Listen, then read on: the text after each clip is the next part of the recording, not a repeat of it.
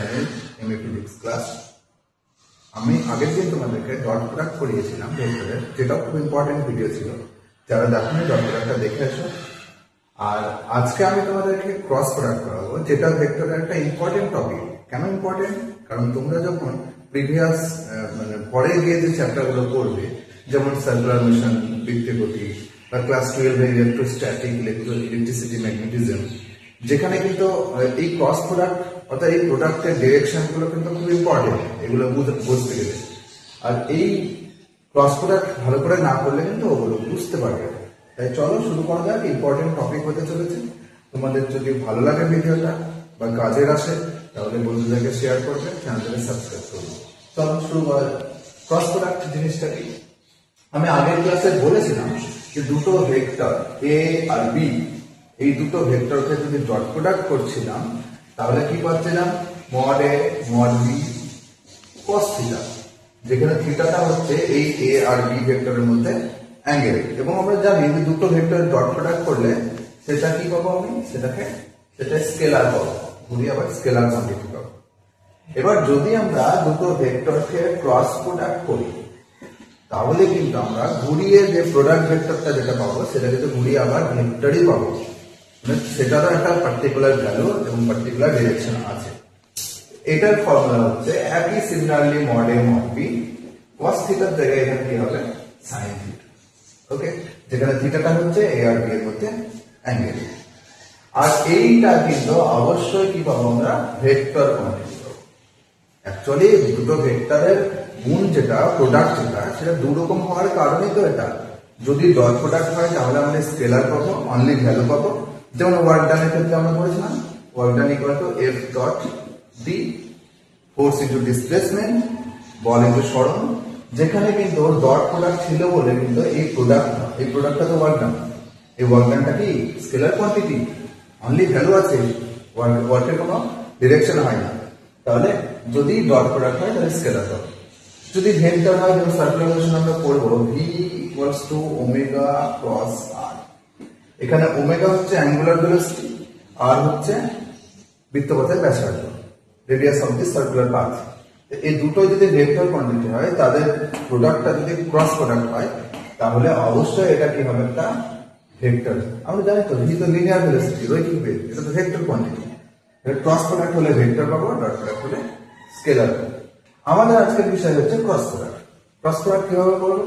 আর যারা ডট প্রোডাক্টটা দেখেন তারা অবশ্যই প্রিভিয়াস আগের ভিডিওটা দেখে এসে তারপরে এটা দেখতে বুঝতেও সম্পূর্ণ সুবিধা হবে।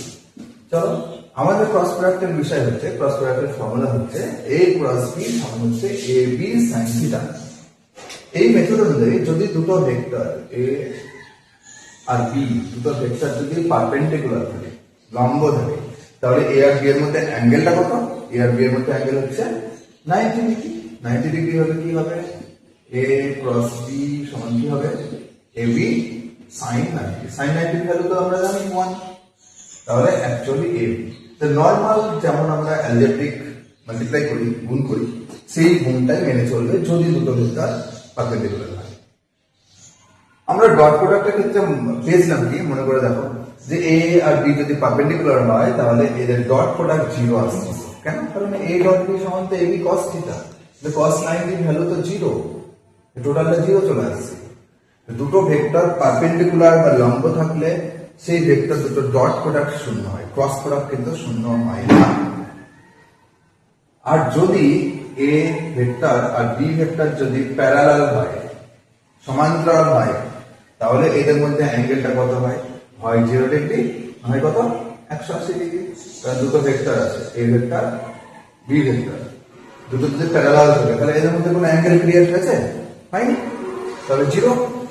বা যদি এরকম হয়, এদিকে একটা এদিকে একটা, উল্টো দিকে 180 ডিগ্রিতে ঘুরবে, তাহলে ওদের অ্যাঙ্গেল কত? 180 ডিগ্রি। তাহলে তখন ওদের ক্রস প্রোডাক্ট কি হবে? এ ক্রস বি সমান হচ্ছে A B sign 0 degree. Sign 0 এর ভ্যালু তো আমরা জানি 0। দুটো ভেক্টরকে যদি আমরা পারপেন্ডিকুলার বলি, তাহলে ডট প্রোডাক্ট 0 আসছে। দুটো ভেক্টর যদি সমান্তরাল হয়, প্যারালাল হয়, তাহলে তাদের ক্রস প্রোডাক্ট 0 আসে। ঠিক আছে, এখান থেকে নিউমেরিক্যাল আছে, ইম্পর্টেন্ট একটা ফর্মুলার মধ্যে পড়ছে।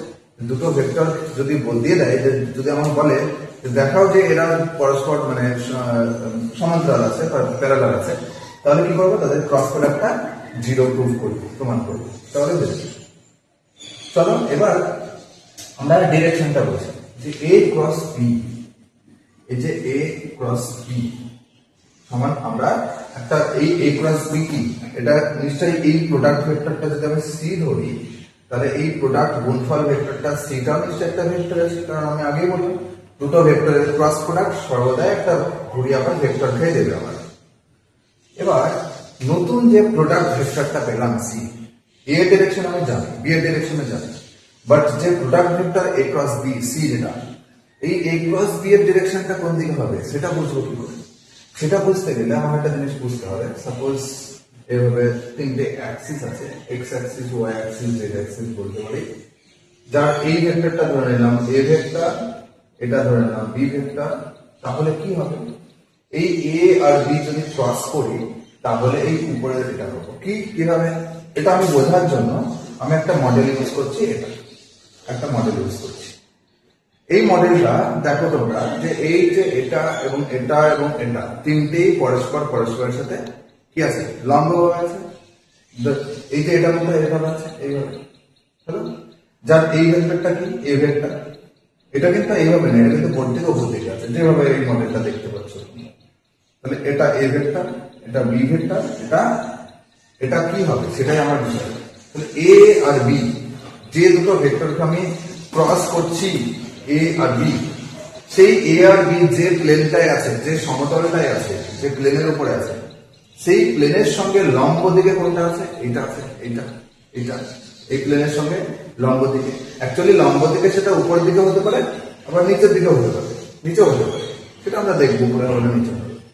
তাহলে এ ক্রস বি যখন করবো তখন এ আর বি এই দুজনের অরিজিনটা কোথায় আছে, মূলবিন্দুটা কোথায় আছে, এই এ আর বি এর মূল টাচিং বিন্দু হচ্ছে এই ব্ল্যাক কালারের বলটা, ওটা হচ্ছে অরিজিন। যদি এবার এ আর বি এর মাঝে যদি এই অরিজিনের মধ্যে কোন একটা স্ক্রু খেয়ে যদি রেখে দেওয়া হয়, দেখেছো তোমরা স্ক্রু খেয়ে রেখে যদি এ থেকে, যেহেতু আমি এই ক্রস বি করছি, তাই এ থেকে বি এর দিকে যদি ক্রস করি, এ ক্রস বি মানে এ থেকে বি এর দিকে আমি ঘোরাবো, ক্রস করবো, ঘোরাবো। তাহলে এ থেকে বি এর দিকে যদি ঘোরাই এইভাবে এটাকে স্ক্রু, তাহলে কি হচ্ছে, স্ক্রুটা কি হবে, স্ক্রুটা খুলছে মানে উপর দিকে যাচ্ছে মানে কি, এই উপর দিকের ভেক্টরটা হচ্ছে কি ওদের এই ক্রস প্রোডাক্ট ভেক্টরটা, মানে ওদের এই এ ক্রস বি ভেক্টরটা। ওকে, তার মানে একটা সিম্পল হিসাব যে এ আর বি যে সমতলটা থাকে, সেই সমতলের সঙ্গে লম্ব দিকে পারপেন্ডিকুলার ডিরেকশনে হবে ওদের ক্রস প্রোডাক্ট ভেক্টরটা। এবার পারপেন্ডিকুলারলি উপর দিকে হবে না পারপেন্ডিকুলারলি নিচের দিকে হবে, সেটা বুঝবো আমরা কি করে, সেটা স্ক্রু নিয়ম লাগে। ওখানে একটা স্ক্রু বসাবো, স্ক্রু বসিয়ে এ থেকে এ ক্রস বি যেতে বলেছে, এ থেকে বি এর দিকে যখন ক্রস করবো এই ক্রস বি, তখন এটা যেহেতু খুলছে স্ক্রুটা খুলছে মানে উপর দিকে যাচ্ছে, মানে উপর দিকে ক্রস বি।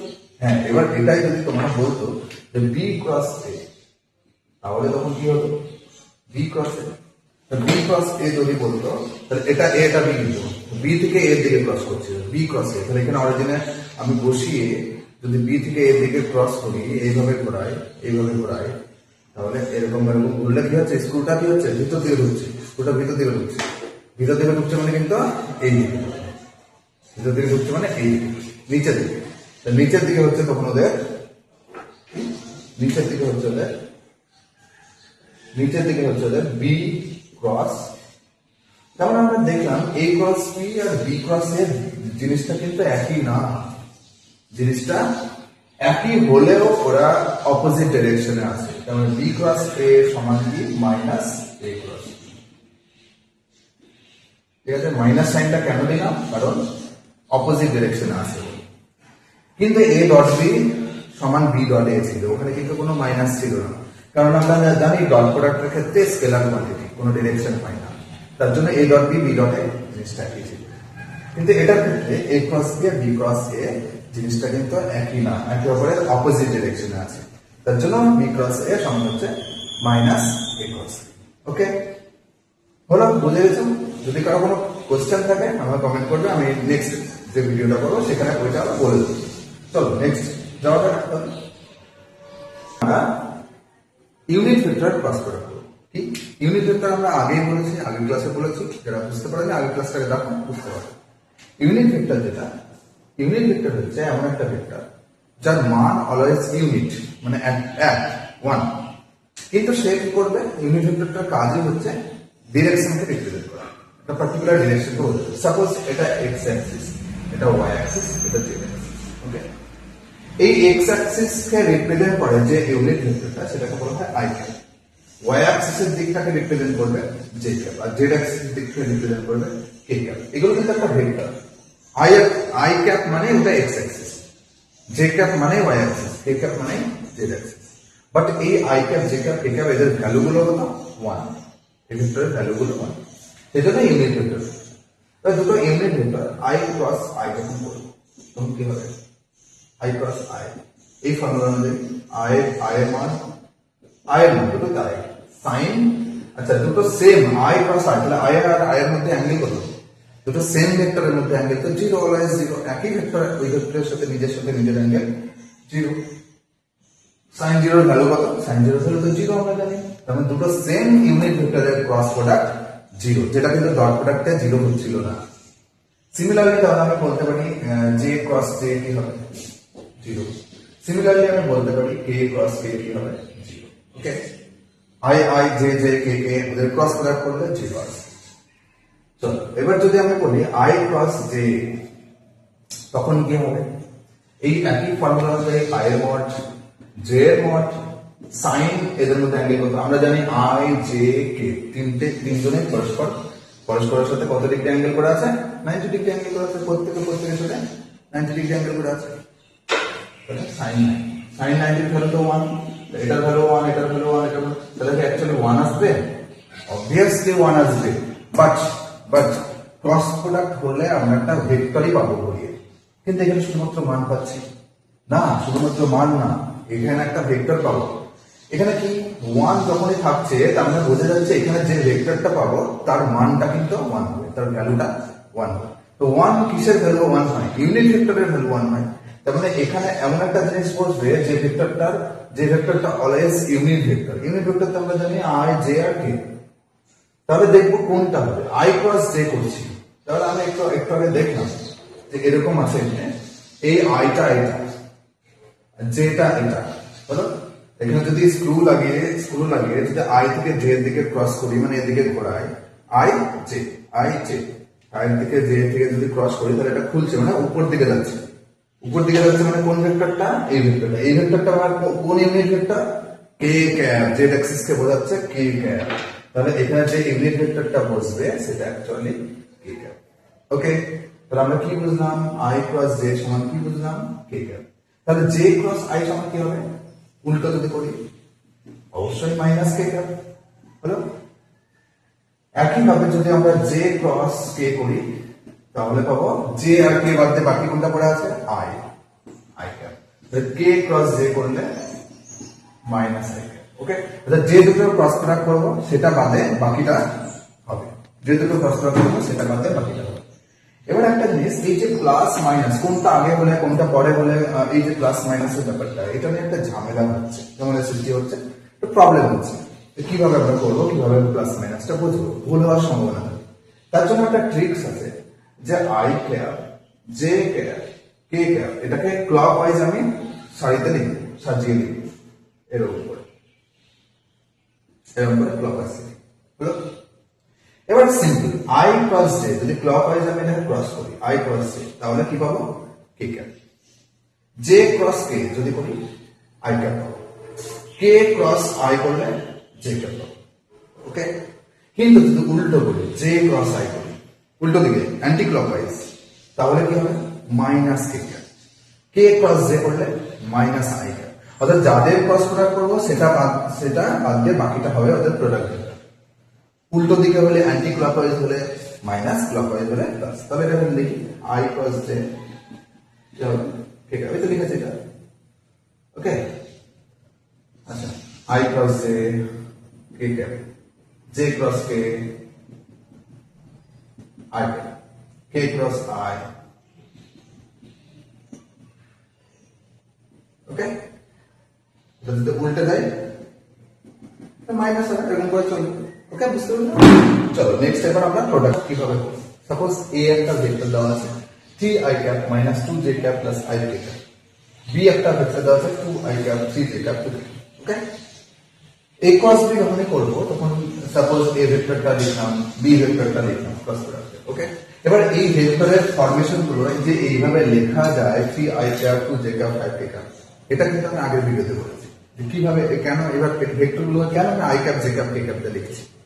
হ্যাঁ, x Axis y Axis z Axis এর যে পয়েন্টটা স্থানাঙ্কটা সেটা কিন্তু এখানে আছে, এর মধ্যে আছে। এখানে যেমন 3, -2, 5 পয়েন্ট ওর মানে পজিশন ভেক্টর। তো এই ভেক্টর গুলো কিভাবে লিখতে হয় আগের ভিডিওতে করেছি, দেখোনি তাহলে আগের ভিডিওটা দেখে এসো। চলো, এই cos b যখনই করবো আমরা নর্মাল অ্যালজেব্রিক নিয়ম অনুযায়ী যদি এটার সাথে এটা গুণ করি নিশ্চয়ই i cap ক্রস করলে 0 হবে, আমরা জানি একটু আগেই দেখলাম, তার 0 হবে। এটার সাথে এটা যখন ক্রস করবো তাহলে -3 × 3 -9, আর i cap cross j cap করলে আমরা জানি k cap, তাহলে -9 k cap। ওকে, সিমিলারলি আবার এটার সাথে এটা যখন করবো তখন কি হবে 3 × 2 6, আর i cap cross k cap মানে i cap আর k cap ক্রস করলে -6, তাহলে -6 k j cap। এইভাবে আমি যদি প্রত্যেকটাকে মাল্টিপ্লাই করতে করতে থাকি তাহলেই কিন্তু আমরা অ্যান্সার পেয়ে যাবো। তবে একটা এটা ভুল হওয়ার সম্ভাবনা থাকে, কেন? এই যে প্রত্যেকটার সাথে মাল্টিপ্লাই করা, প্রত্যেকটার মাইনাস প্লাস চেক করা, এইভাবে দেখো এখন এটা বোর্ডে সুন্দর করে লেখা আছে তাই আমার ইজি হয়ে যাচ্ছে, বাট এইগুলো একটু সময়ও লাগতে পারে, প্লাস আবার ভুল হওয়ার সম্ভাবনা থাকে। তার জন্য একটা আলাদা একটা পদ্ধতিতে করা যায় ক্রস প্রোডাক্টটা, এটা ওই ম্যাট্রিক্স রুল বা ওই কমন নিয়ে করা যায়। আমি দেখাচ্ছি যে i cap j k এরকম করে প্রথমে একটা হেডিং দেবো, হেডলাইন। ওকে, এবার i cap এর এই প্রথমে a ভেক্টরটাতে আমি দেখছি i এর কোএফিসিয়েন্ট যেটা সহগ যেটা 3 আছে, 3 লিখলাম। j এর কোএফিসিয়েন্ট কি আছে -2 লিখলাম। k এর কোএফিসিয়েন্ট কি আছে +5 লিখলাম। ওকে, সিমিলারলি b ভেক্টরে i এর কোএফিসিয়েন্ট আছে 2, j এর কোএফিসিয়েন্ট আছে -3, k এর কোএফিসিয়েন্ট আছে +2। ওকে, লিখলাম সহগগুলো কোএফিসিয়েন্ট গুলো। এবার নিয়ম হচ্ছে, রুলস হচ্ছে ওই যে 9 এর যে একটা ছিল সমাধান ওরকম টাইপের তোমাদের i cap প্রথমে একটা কমন নেব, i capটা যখন কমন নিলাম সেকেন্ড ব্র্যাকেট দিয়ে তখন i capটাকে আমি ঢেকে দেবো, হাইড করে দেবো, মনে মনে হাইড করে দেবো। তাহলে কোন চারটে নাম্বার পড়ে থাকছে -2, 5, -3, 2। আমি সবসময় মাল্টিপ্লাই করবো ডান হাতে, রাইট হ্যান্ডের নিচে থেকে, ডান দিকের নিচে থেকে। ডান দিকের নিচে কোনটা? এটা 2, এখান থেকে এটা মাল্টিপ্লাই করবো। কত হলো? 2 × -2 মাল্টিপ্লাই করলে কত হবে? 2 × -2 মাল্টিপ্লাই করলে -4 মাইনাস। কেন মাইনাস? ফর্মুলাতেই একটা মাইনাস থাকবে, তার জন্য -4 মাইনাস করে দেবো। অলওয়েজ মাইনাস, ফর্মুলাতে এই দুটো গুণ করার পরে একটা মাইনাস দেবো। তারপরে কোনটা গুণ করবো? এটা। এটা তো ঠিক আছে, হাইড করা আছে। এটা গুণ করলে কত হবে? -3 × 5 -15 ওকে ওকে, প্রথমে এটা গুণ করলাম, মাল্টিপ্লাই করলাম, মাইনাস সাইন দেবো, তারপরে আবার এটা গুণ করবো। ওকে, ফর্মুলাতে একটা মাইনাস আছে, তারপরে প্লাস জে ক্যাপ কমন নিলাম। ওকে, জে ক্যাপ যখন কমন নেব আগের গুণটা যেখানে শেষ হয়েছে 5 সেখান থেকে শুরু করবো।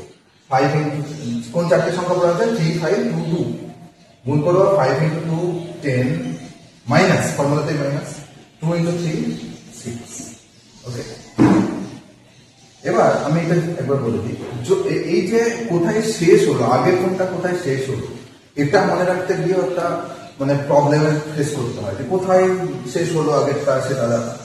আমরা ওই একই মেথডে যদি করতে চাই তাহলে এইটাকে যদি ঘুরিয়ে দিই, অর্থাৎ 6 - 10 করি, তাহলে নিশ্চয়ই -j কমন নিতে হবে আমাদের।